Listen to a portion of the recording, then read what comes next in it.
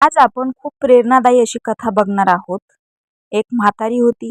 ती झोपडीत राहत असे. ती अत्यंत गरीब होती. तिच्या झोपडीच्या बाहेर एक आंब्याचे झाड होते.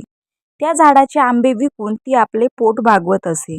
परंतु तिथे शेजारी तिचे आंबे चोरायला लागले. ती आणखी गरीब झाली. एके दिवशी एक साधू तिच्या झोपडीत आला आणि म्हणाला, "म्हातारे, मी खूप भुकेलेला आहे. मला काहीतरी खायला दे." म्हातारी म्हणाली, "मी गरीब आहे. माझ्याकडे एकच भाकरी आहे, पण त्यातली अर्धी तुला देते." साधूने अर्धी भाकरी खाल्ली, पाणी प्यायला आणि प्रसन्न झाला. तो तिला म्हणाला, "म्हातारे, तू गरीब असशील, परंतु तुला खरी माणुसकी आहे. तू अर्धी भाकर दिलीस, मी प्रसन्न आहे. कोणताही वर माग." म्हातारी म्हणाली, "मला असा वर दे की माझे शेजारी आंबे चोरायला आले की त्यांनी झाडाला हात लावल्याबरोबर ते झाडाला चिटकून लटकत जातील आणि मी आज्ञा केल्याशिवाय सुटणार नाहीत." साधू म्हणाला, "तथास्तु." दुसऱ्या दिवशी तिला सकाळी 8-10 शेजारी आंब्याला चिकटलेले दिसले. सर्व ओरडत होते, "म्हातारे सोडव, म्हातारे सोडव.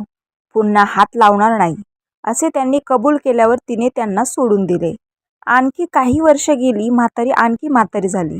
तिच्या मृत्यूची वेळ आली. तिच्या मरणाचा दिवस आला आणि तिला न्यायला यमराज स्वतः आले. ती यमराजाला म्हणाली, "मला आणखी काही वर्ष जगू द्या." यमराज म्हणाले, "नाही, ते शक्य नाहीये, कारण तुझ्या कपाळावर मरी आईने आजचा दिवस लिहिला आहे. त्यामुळे तुला आजच न्यावे लागेल. परंतु तुझी शेवटची काही इच्छा असेल तर सांग." म्हातारी म्हणाली, "माझ्या झोपडीच्या बाहेर एक आंब्याचं झाड आहे. मरण्यापूर्वी त्याचा एक आंबा मला खावासा वाटतो आहे." आंबा आणायला यमराज स्वतः झाडाजवळ गेले. झाडाला स्पर्श केल्याबरोबर यमराज झाडाला चिटकले आणि ओरडू लागले, "म्हातारे सोडव, म्हातारे सोडव." म्हातारी म्हणाली, "एका अटीवर सोडवीन. मी इच्छा करेल त्याच वेळी मरेल. मला इच्छा मरणी करशील तर सोडवेन." यमराज म्हणाले, "तथास्तु." त्यामुळे ती म्हातारी अजून पण जिवंत आहे आणि ती कधी मरणार नाही. तिचे नाव आहे भारतीय लोकशाही. रामकृष्ण हरी.